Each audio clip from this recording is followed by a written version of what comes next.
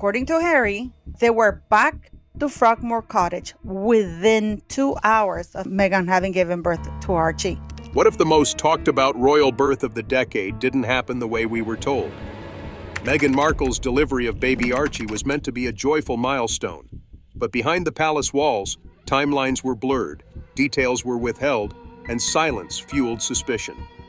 Now, with a hospital witness stepping forward and Meghan revealing a hidden medical emergency, the story has exploded back into the headlines. Why did the palace delay the truth? What was Meghan really going through at the time? And how did a single birth unravel public trust in the royal family? Let's get into details. The announcement was brief.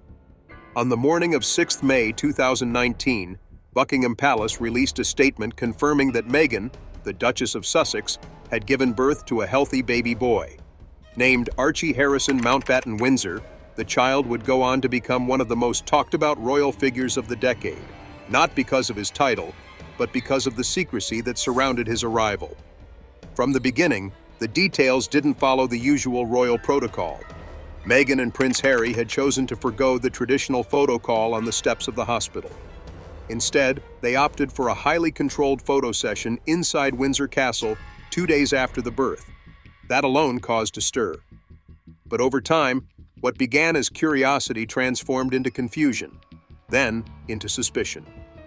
The royal family has long managed public interest in royal births through carefully staged moments, photos on the hospital steps, statements from the palace, and a clear chain of documentation. In contrast, Archie's birth stood out. For weeks, speculation built around where Meghan had actually delivered her baby. Some believed she had given birth at Portland Hospital in London, while others insisted she had a home birth in Windsor, as initially hinted. The ambiguity left questions hanging in the air. That vacuum, as it often does in royal affairs, was filled with rumors. Then in 2024, an unexpected voice emerged, a hospital worker who claimed to have first-hand knowledge of Meghan's delivery. This individual, whose name has been kept private for legal and privacy reasons, asserted that Meghan had in fact delivered Archie at Portland Hospital, contradicting earlier impressions that the couple had planned a home birth. According to the witness, additional staff had been brought in and a private floor was sealed off for security. What stood out, however, wasn't just the revelation itself. It was the implication that efforts had been made to suppress even the most basic details of the event. The statement from the hospital witness sparked a flurry of online commentary. Royal watchers, journalists, and fans began revisiting the original birth announcement. Why did the palace say Meghan had gone into labor hours after Archie was already born? Why was there no official confirmation of the hospital at the time?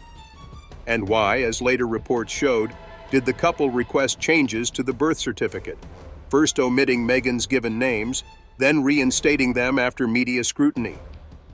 These weren't matters of privacy alone. They touched on trust. If the public couldn't believe what they were told about a royal birth, what else might be obscured? For many supporters of Meghan and Harry, the issue was one of autonomy, the right to do things their way, even if that meant disrupting royal traditions. For critics, it symbolized a pattern of avoidance and ambiguity that would later define much of their relationship with the media. Meghan's defenders were quick to point out that royal women before her had also experienced intense press scrutiny, Princess Diana in particular. But Diana, despite her complicated relationship with the media, had followed royal birth traditions. Meghan's decision to break from them, they argued, didn't warrant the level of criticism she received. And yet, even sympathetic voices admitted that the handling of Archie's birth, particularly in terms of timing and transparency, had left room for doubt. In the days following the hospital workers' revelation, news outlets resurfaced footage of Meghan and Harry's statements from 2019. Analysts pored over every word, examining tone, posture, and phrasing. The more they analyzed, the more questions emerged. Why was the birth announcement delayed by several hours? Why the inconsistencies about whether Meghan had gone into labor that morning when Archie had reportedly already been born? Meanwhile, Buckingham Palace maintained its silence. No comment was issued in response to the hospital witnesses' claims. This wasn't unusual. the palace rarely engages with rumors unless they involve direct legal or reputational threats. Still, the silence was interpreted in many corners as discomfort, not necessarily because the claim was damaging, but because it reopened a chapter the palace seemed eager to leave behind.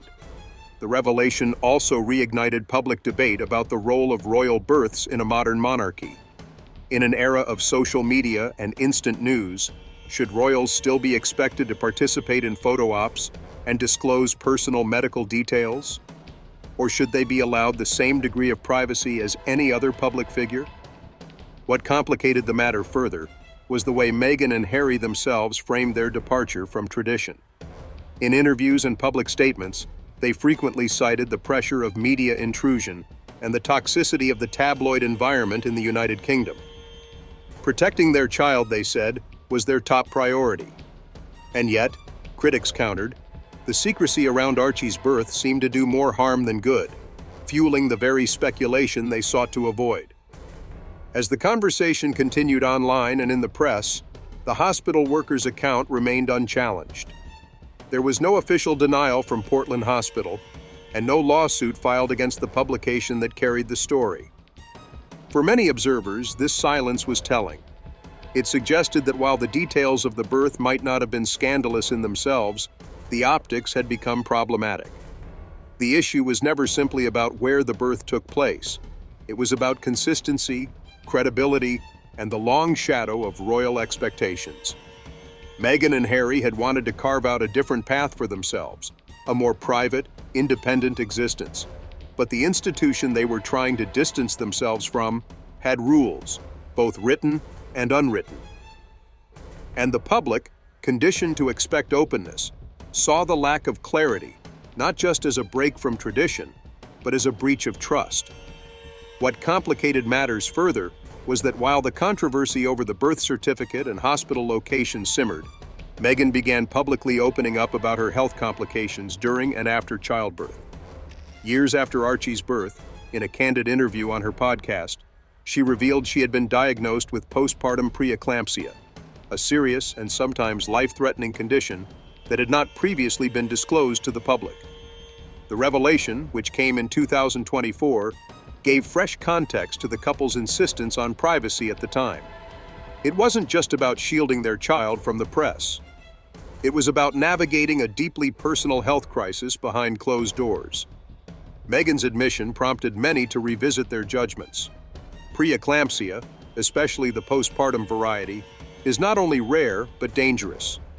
It can result in severe complications for the mother, including seizures, stroke, and organ damage.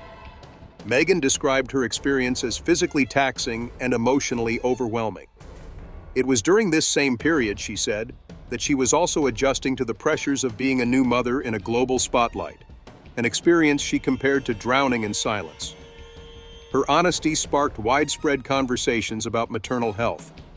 Advocates and medical professionals applauded her for using her platform to draw attention to a condition many women suffer from in silence. It added an entirely new layer to the ongoing discourse about Archie's birth.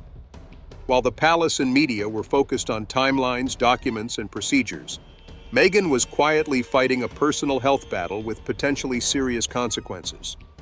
This shift in narrative didn't erase the questions surrounding the birth itself, but it added a measure of empathy to the story. For those who had been quick to judge the Sussexes' actions, her disclosure prompted reflection. And for many women who had experienced similar complications, it was validating to see the topic discussed so publicly by someone with such a prominent voice. Still, the issue of trust and transparency remained. Meghan's critics argued that if she had shared these details earlier, much of the media frenzy could have been avoided. But her supporters pointed out that women shouldn't be obligated to disclose medical information simply to satisfy public curiosity, especially when those revelations might have required them to relive traumatic experiences they were still processing themselves. In the weeks following her podcast, maternal health charities in the United Kingdom and the United States reported a surge in inquiries related to postpartum complications. Meghan's comments had made an impact beyond the royal bubble, and yet the controversy surrounding Archie's birth continued to linger. largely because it symbolized so much more than the logistics of a delivery. At its core, the public reaction exposed a cultural divide about what the modern royal family should represent. For some, Meghan and Harry were rewriting the rules in the best possible way, bringing humanity, emotion, and individuality to a historically rigid institution. For others, their actions felt like a rejection of the very transparency and duty that the monarchy is meant to embody. And with each passing interview or appearance, these tensions only grew sharper. Meanwhile, the palace remained characteristically silent. There was no official response to Meghan's medical disclosure, nor to the renewed scrutiny over the circumstances of Archie's birth. As always, the institution relied on its long-standing approach: remain above the noise, let the headlines pass. But the world had changed. Social media amplified every rumor, every quote, every clip. And in that environment, silence was no longer interpreted as stoicism, it was often viewed as avoidance. Harry, too, weighed in during various interviews. In multiple statements across the years, he reiterated their desire to protect their children from the kind of media attention that had haunted his mother, Princess Diana. He described the days around Archie's birth as emotionally complex and filled with both joy and anxiety. Though he didn't go into detail about Meghan's condition at the time, his comments underscored the couple's desire to keep certain moments for themselves, something he believed every parent should be allowed to do, regardless of royal status. But with the hospital witnesses' account now public and Meghan's medical complications confirmed, it became increasingly clear that the birth story had two layers: what the public saw and what the couple was enduring in private. And those two layers were never fully reconciled. That dissonance created the perfect storm of speculation, judgment, and distrust. It also revealed how differently the public now engages with royal stories. In earlier decades, the public relied on newspaper columns, palace statements, and the occasional photo call to understand what was happening behind the scenes. Today, every inconsistency is dissected in real time. Every change to a document, every delay in a statement, every look or gesture is recorded and interpreted through endless digital commentary. In that context, Meghan and Harry's attempt to manage their narrative was bound to clash with public expectations. As more layers of the story came into focus, public opinion remained deeply polarized. For some, the recent disclosures confirmed the couple's authenticity. They saw Meghan's vulnerability as strength and believed her story echoed the experiences of thousands of women whose medical struggles are often overlooked. For others, the revelations only raised more questions. Why weren't these details shared sooner? And why did the couple allow ambiguity to fuel mistrust? What became clear, however, was that the story of Archie's birth had grown far beyond a question of facts. It had become a proxy for larger debates about monarchy, media, and personal agency. Meghan's preeclampsia, the hospital witnesses' testimony, and the palace's calculated distance were no longer isolated issues. They were chapters in a much larger narrative about control, image, and the cost of being royal in the 21st century. The conversation was no longer just about one birth. It was about what happens when centuries-old traditions meet modern expectations, when royal protocol collides with personal trauma, and when silence is interpreted as strategy. Meghan and Harry didn't simply change how royal births are announced, they changed how they are received, questioned, and remembered.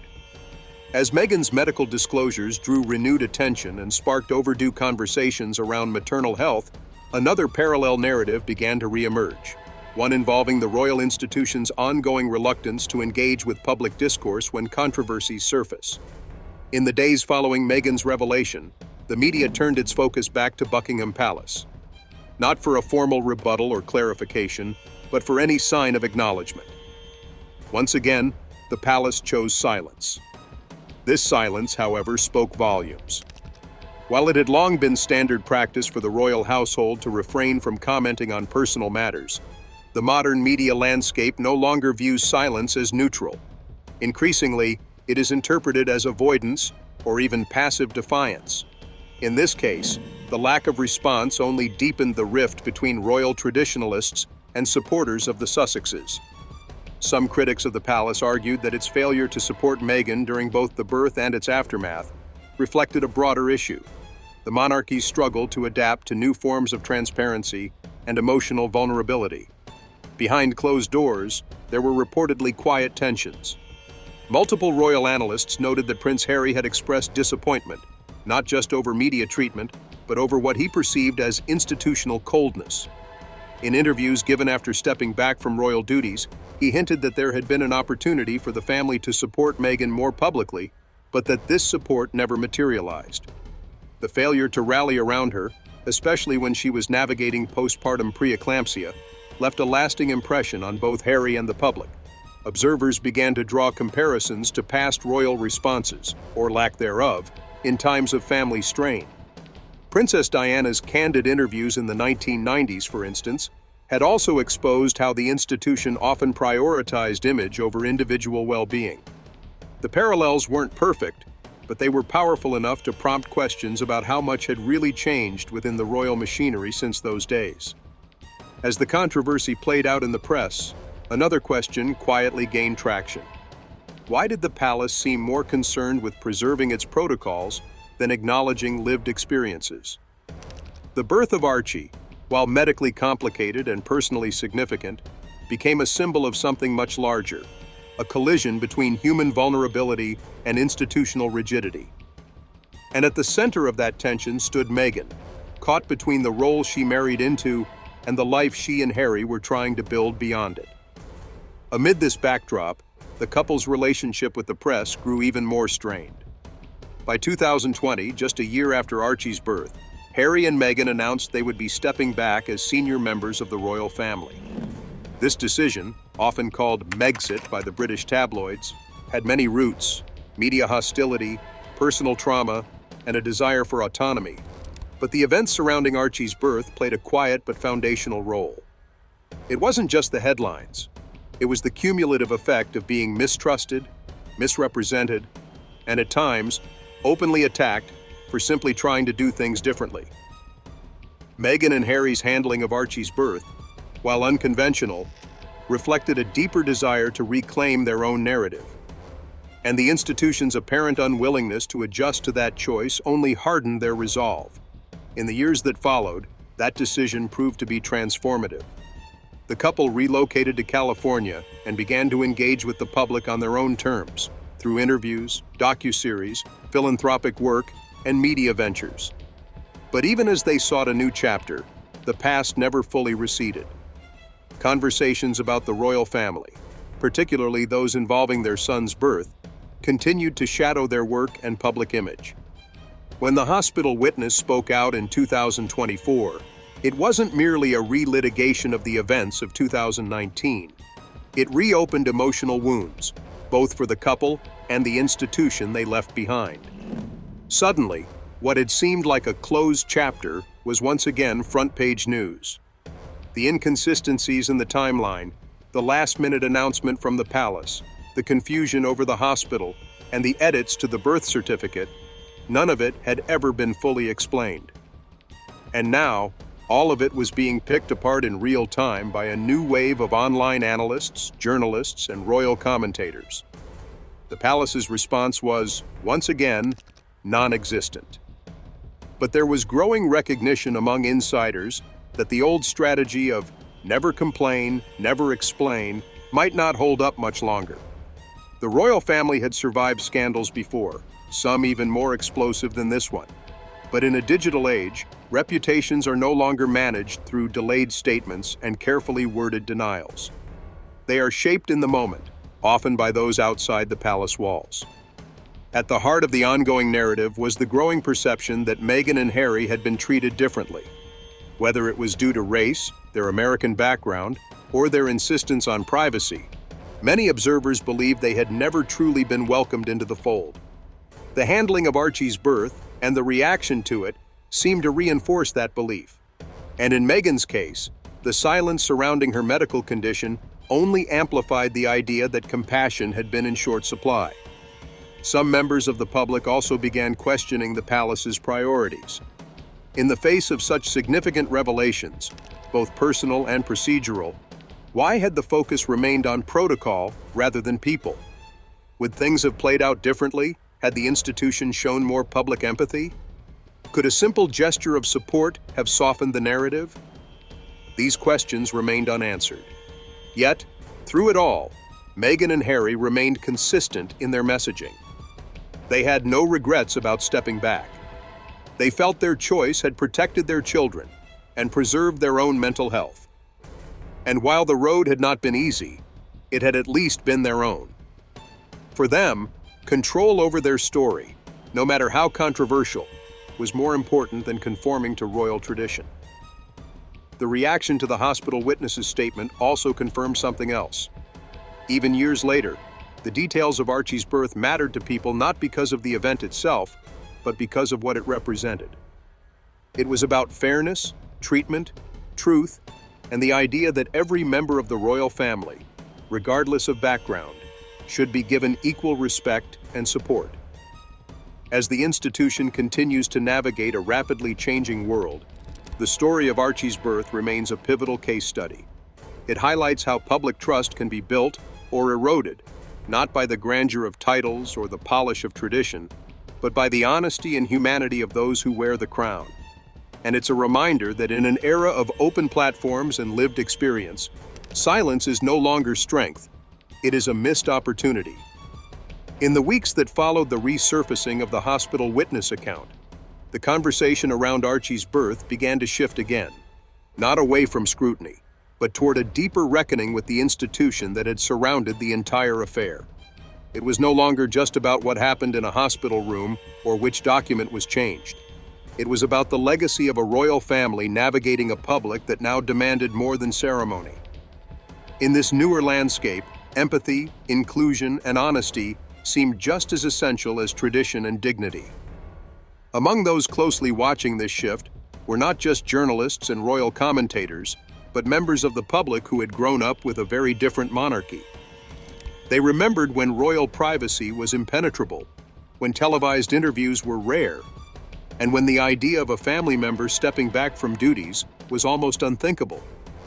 But in recent years, the royal family had moved through a series of events that disrupted that model: Prince Andrew's scandal, King Charles's ascension, and most disruptively, the Sussexes' decision to step away. Through it all, the birth of Archie now stood as a symbolic flashpoint. It revealed how one moment, one announcement, one deviation from protocol could unravel years of carefully maintained trust. And while the institution had long prided itself on continuity, the world watching had evolved. They expected openness not just in gesture, but in detail. And with no formal response to either Meghan's health revelation or the hospital workers' confirmation of Portland as the birth location, that sense of public disconnect only deepened. At the same time, the Sussexes continued to operate independently. Meghan's podcast series moved forward with more episodes, each drawing attention to women's health, equity, and entrepreneurship. Harry, through his own initiatives and interviews, maintained the stance that protecting his family would always take precedence over preserving an outdated system. But neither of them attempted to reignite the public dispute with the palace. In fact, their posture had increasingly leaned toward closure, not conflict. Yet media outlets continued to chase clarity. They revisited timelines, zoomed in on birth certificate changes, and parsed every word of old interviews. Archival footage from 2019 recirculated, especially the carefully managed photo call at Windsor Castle, where Meghan and Harry presented Archie to the world with soft words and nervous smiles. At the time, it had seemed like a modest but meaningful moment. In hindsight, it now appeared to some as a reluctant compromise between tradition and autonomy. Still, no evidence ever emerged that the birth had occurred outside of Portland Hospital, or that Meghan had misled the public about any core facts. The official records were clear. What remained, however, was a fog of miscommunication, delays in announcements, unexplained changes in documentation, and an absence of reassurance during a time when the couple was visibly struggling. And this fog became fertile ground for theories, criticism, and unresolved emotion. The royal family, for its part, continued its routine. Engagements, charity work, and ceremonial duties resumed as normal, But the press had already shifted focus to the longer-term question. How would the institution repair its perception among younger generations, particularly those who now viewed it as resistant to reform? The answer, many agreed, would lie not in the past, but in the future, particularly in the roles of Prince William and Catherine, Princess of Wales. If Harry and Meghan represented the break, William and Catherine were seen as the bridge. More traditional in approach but increasingly aware of modern expectations, their public image had remained largely stable, even during turbulent times. But some observers quietly wondered if they too had taken lessons from what happened during Archie's birth saga. Lessons about listening more, controlling less, and understanding that silence in moments of sensitivity could cost far more than a carefully measured word. As for Meghan, her experience offered something larger than a headline or podcast soundbite. It showed the real cost of being a woman, particularly a woman of color, in a centuries-old institution that still struggled to balance modern relevance with rigid tradition. Her health struggles, her decision to share them later, and the institutional response, or lack thereof, highlighted the cultural distance between lived experience and royal protocol. Ultimately, Archie's birth may never be remembered the way most royal births are. There were no crowds outside the hospital, no midwives waving to cameras, no immediate family statements. But that difference, once seen as controversial, is now viewed by many as the first clear step toward a different royal narrative. One that acknowledges that behind the walls of palaces are people, vulnerable to the same medical scares, emotional strain, and social judgment as anyone else.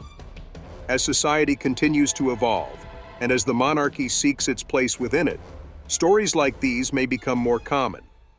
Not because controversy will disappear, but because honesty might become the norm.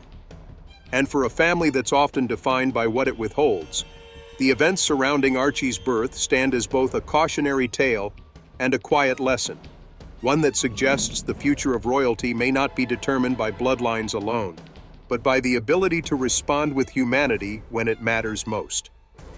With that, we have reached the end of today's video. If you have come this far with us, be sure to check out other videos on the channel.